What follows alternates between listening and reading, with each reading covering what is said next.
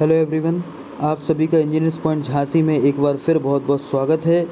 दोस्तों, हम लोग यूपी पीसीएल के सेट पेपर्स लगा रहे हैं और हम लोग 120 तक क्वेश्चन प्रीवियस वीडियो लेक्चर में सॉल्व कर चुके थे। आइए 121 से हम लोग क्वेश्चन देखते हैं, बहुत अच्छे से एक एक कंसेप्ट को समझेंगे। चलिए, क्वेश्चन बोला है which of the following radio active by product release from the nuclear reactor. तो न्यूक्लियर रिएक्टर की बात करते हैं तो इनमें से कौन सा रेडियो एक्टिव एलिमेंट यहाँ से बाय प्रोडक्ट रिलीज होता है, तो ये कौन कौन है।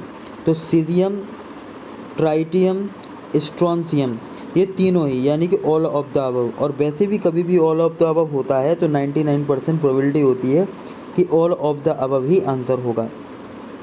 तो किसी भी न्यूक्लियर रिएक्टर में आपका रेडियो एक्टिव जो एलिमेंट प्रोड्यूस होता है या रेडियो एक्टिव रिलीज होगी तो वो कौन सी होती है, सीजियम, ट्राइटियम और स्ट्रॉन्सियम। आई होप आपको ये क्लियर हो गया होगा।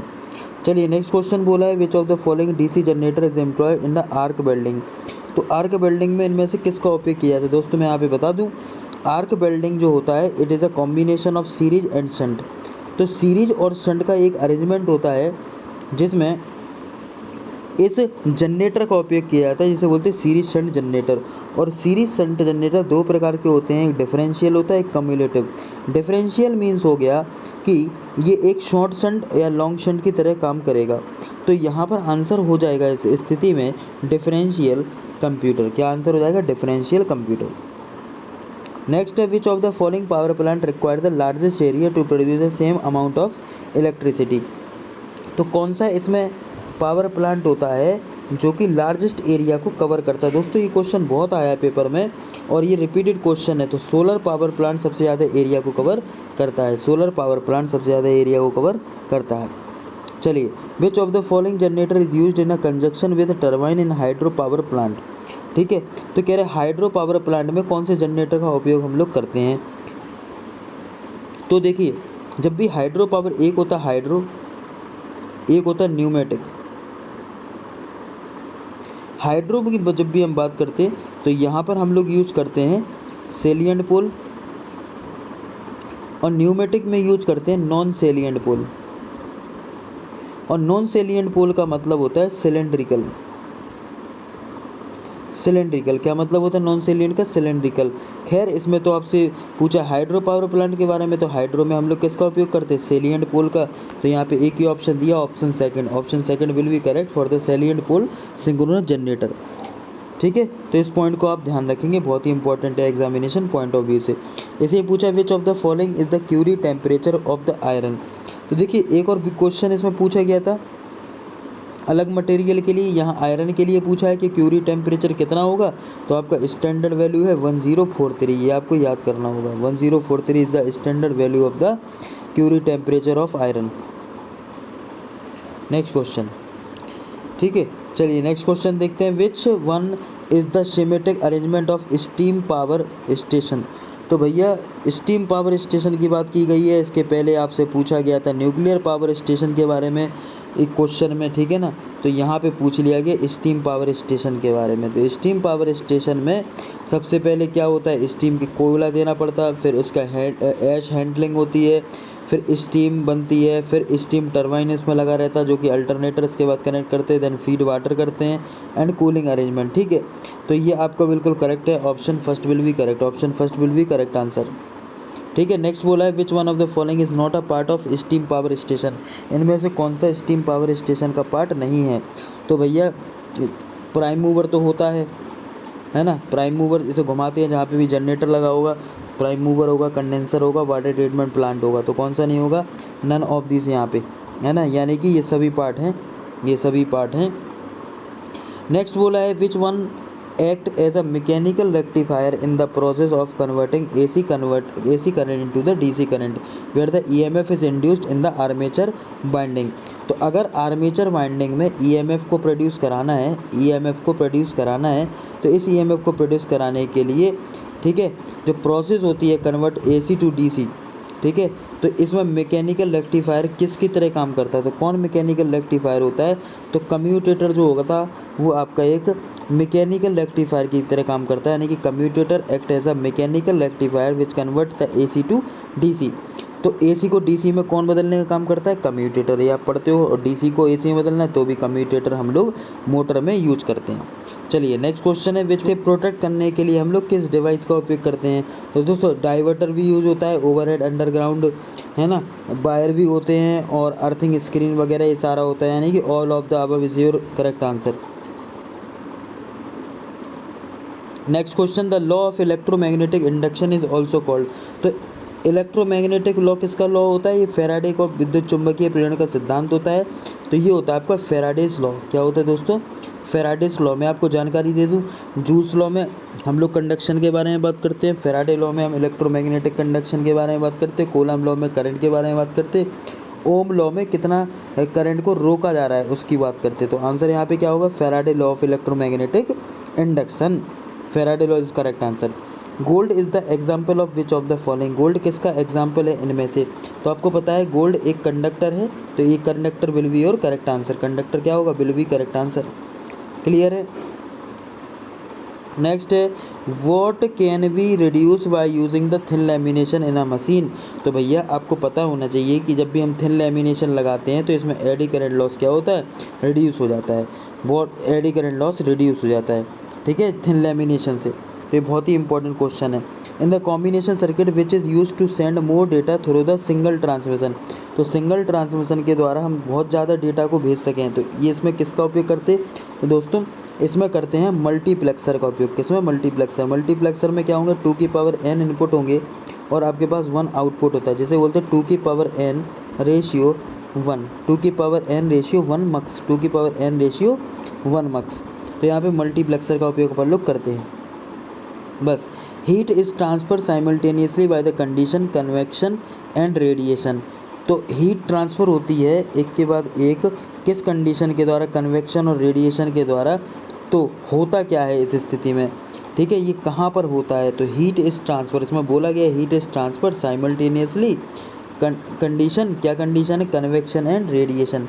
तो हम लोग लिखेंगे इनसाइड बॉयलर फर्नेस। ये कहाँ पे होता है? बॉयलर फर्नेस के अंदर होता है, जिसमें कन्वेक्शन और रेडिएशन होता है, संवहन होता है और उसका विकिरण होता है, ठीक है। इस पॉइंट को आप याद रखेंगे। Which material used in a commutator brushes. तो किस मटेरियल का उपयोग कम्यूटेटर ब्रशेस के रूप में किया जाता है? तो कम्यूटेटर ब्रश के रूप में हम लोग ज़्यादातर कार्बन का उपयोग करते हैं। कार्बन मटेरियल का उपयोग यहाँ पे करते हैं, यानी कि कौन सा सही हो जाएगा? ऑप्शन आपका second will be correct. Option second will be correct. Carbon का उपयोग करते हैं हम लोग कम्यूटेटर के ब्रशेस बनाने के लिए। Which motor is used in a centrifugal pump. तो कौन सी मोटर सेंट्रीफ्यूगल पंप की तरह काम करती है? जो हमारे घर में टिल्लू पंप भी होता है उसकी तरह काम करती। तो स्प्लिट फेस इंडक्शन मोटर। ये सभी क्या है? Split phase induction motor. Next बोला है, select the example of secondary cell और रिचार्जेबल बैटरी। तो रिचार्जेबल बैटरी और सेकेंडरी सेल की जब बात कर दी तो ये किसका कॉम्बिनेशन है? तो देखिए ये तो अरेंजमेंट है, ये तो याद करने वाला क्वेश्चन आपको पता होना चाहिए। यही क्वेश्चन है जो एक्स्ट्रा ऑर्डिनरी में बैटरी से बन जाते हैं। तो यहाँ पर पूछा है कि सेकेंडरी सेल कौन से हैं। सेकेंडरी सेल में कौन कौन सा आ जाएगा? तो इसमें आ जाएगा आपका एक लिथियम आयन। तो लिथियम आयन देखिए इसमें भी है, इसमें भी है, इसमें भी है और इसमें भी है। इसमें नहीं है, ये एयर है। तो यहाँ पे लिथियम आयन 1, 2, 4 में दिया। आगे दिया लेड एसिड बैटरी। तो लेड एसिड बैटरी क्या? लास्ट में। और फिर ग्लास बैटरी, फिर magnesium ion battery. That means option 4 will be correct. Option 4 यहाँ पे करेक्ट हो जाएगा। नेक्स्ट बोला है, select the 3 method for improving commutation. Commutation में बढ़ावा करने के लिए काहे का उपयोग किया जाता है? तो दोस्तों कम्यूटेशन को अगर अपन को बढ़ाना है तो रेजिस्टेंस की वैल्यू को मैनेज करना होगा, रेजिस्टेंस कम्यूटेशन, वोल्टेज को मैनेज करना पड़ेगा और कंपनसेटिंग बाइंडिंग को करना पड़ेगा। यानी कि 3 चीज़ होती हैं, resistance compensation, voltage commutation and compensating binding, ठीक है ना। नेक्स्ट बोला है, synchronous motor can operate at. तो सिंक्रोनस मोटर किस पे ऑपरेट होती है? तो दोस्तों सिंक्रोनस मोटर की अपन जब भी बात करते हैं तो इसमें 3 घटनाएं होती हैं। एक तो लैगिंग लोड की, एक लीडिंग लोड की, एक लैगिंग लीडिंग, और एक होती है unity power factor. Unity power factor. तो ये 3 चीज़ होती हैं। तो सिंक्रोनस मोटर में आपको पता है lagging, cross magnetization, magnetization, demagnetization पे सारा डिपेंड करता है कि लैगिंग लोड होगा, लीडिंग होगा या फिर आपका प्योर रेजिस्टिव होगा। तो यहाँ पे खैर हम लोग आंसर लगा देंगे लैगिंग, लीडिंग और यूनिटी है ना। Lagging, leading and unity power factor. Option second will be correct. Which instrument is use to detect the small electric current, किसका उपयोग स्मॉल करंट को डिटेक्ट करने के लिए करते हैं? गैल्वेनोमीटर का। वोल्ट मीटर का उपयोग करते हैं वोल्टेज को मापने के लिए। मल्टीमीटर में सारी चीज़ें निकाल लेते हैं, वोल्टेज, करंट, पावर, है ना, फ्रिक्वेंसी, फेज, सारी चीज़ें। तो यहाँ पे आंसर हो गया आपका galvanometer. According to the Fleming right hand rule what does the thumb indicate, thumb किसको दर्शाएगा? तो दोस्तों थंब दर्शाता है मोशन को, motion of the conductor in the magnetic field. Motion मतलब जिसमें एक गति कर रहा है, जिस क्षेत्र में एक गति कर रहा है।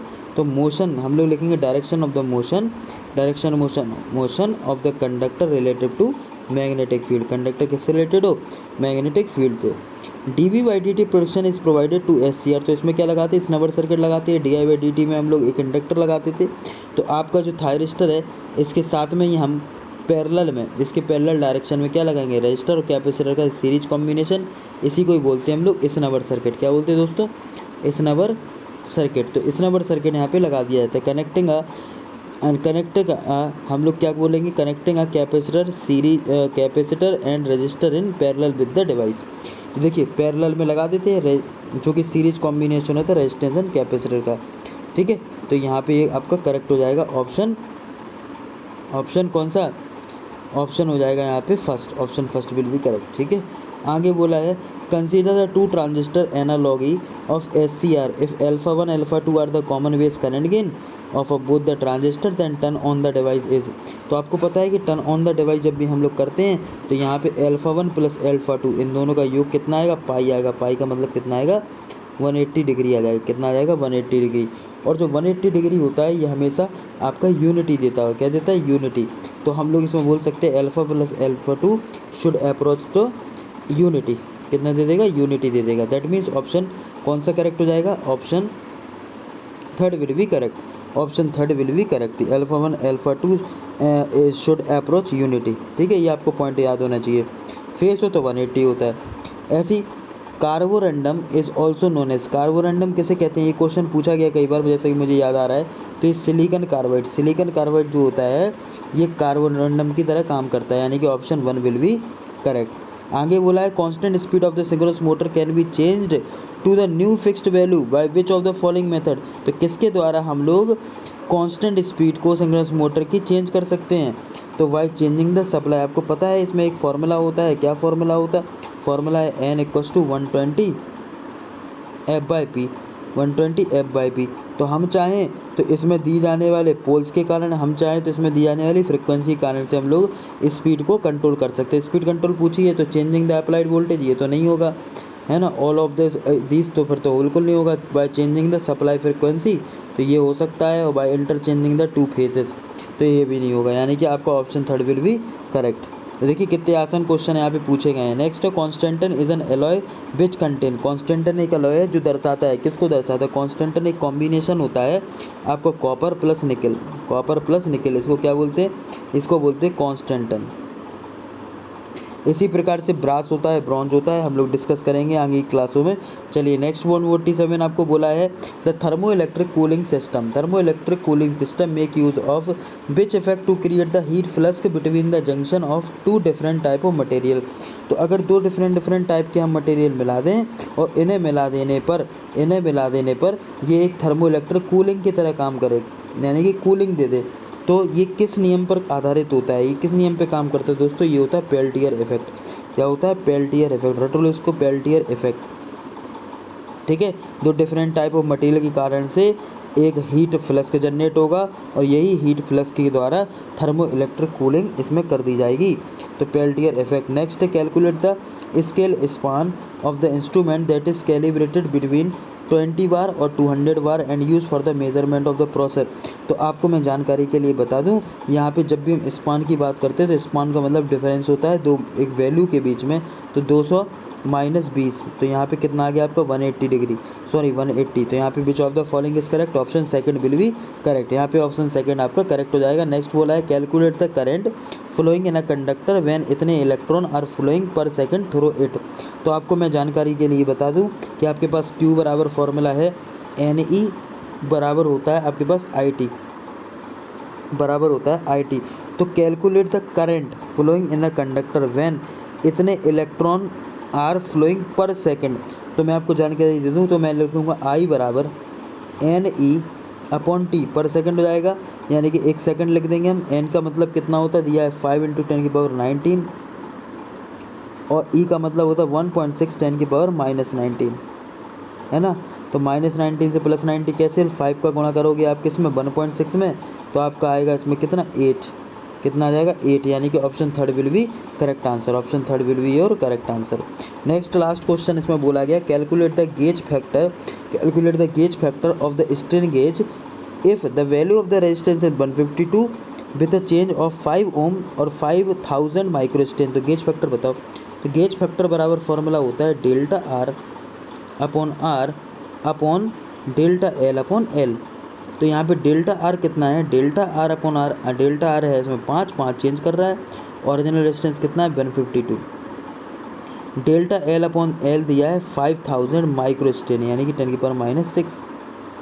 ठीक है, तो यहाँ पर अगर देखा जाए माइक्रो स्ट्रेन दिया था तो ये 5 × 10⁻³ जाएगा, ये कट जाएगा तो नीचे आएगा 1/152 इंटू, क्योंकि ये 5 से हम काट सकते हैं और 5 से कटे 1000 हो जाएगा, 1000 इससे जाएगा तो आपका हो जाएगा 10⁻³ यानी कि 1000/152, 1000/152। तो 1000/152 हम इसको सॉल्व कर लेंगे और सॉल्व करने पर यहाँ पे आंसर अपन को प्राप्त हो जाएगा। ऑप्शन कौन सा सही हो जाएगा, ऑप्शन कौन सा सही हो जाएगा, ऑप्शन हो जाएगा 5.58। समझ में आ गई बात, 5.58 यहाँ पे आंसर इसमें हो जाएगा। ऐसा क्यों, क्योंकि हमें दिया है 152 और 5 ओम का रेजिस्टेंस। तो 152 आपने किया और 5 बटे, तो आपने यहाँ पे लिख दिया कि भैया 5/152 अपॉन 5000 × 10⁻6। क्लियर है सभी को बहुत अच्छे से। 1000 और 10⁻³ होगा, ऊपर चला जाएगा ये। ठीक है, तो हम इसको कैलकुलेट कर लेंगे 1 अपॉन, ये ऊपर बन गया 1000 और नीचे हो गया 152। तो आप कैलकुलेट कर लेंगे तो आपको आंसर मिल जाएगा 5.58 something. This is your answer. तो दोस्तों आज के इस वीडियो लेक्चर में हम लोग पूरे 150 क्वेश्चन कवर कर चुके हैं। नेक्स्ट वीडियो लेक्चर में हम लोग इसका नॉन टेक का पार्ट पूरा अच्छे से सॉल्व करेंगे। If you like this, subscribe the channel, share the video. नमस्कार, शुक्रिया, आदाब, जय हिंद।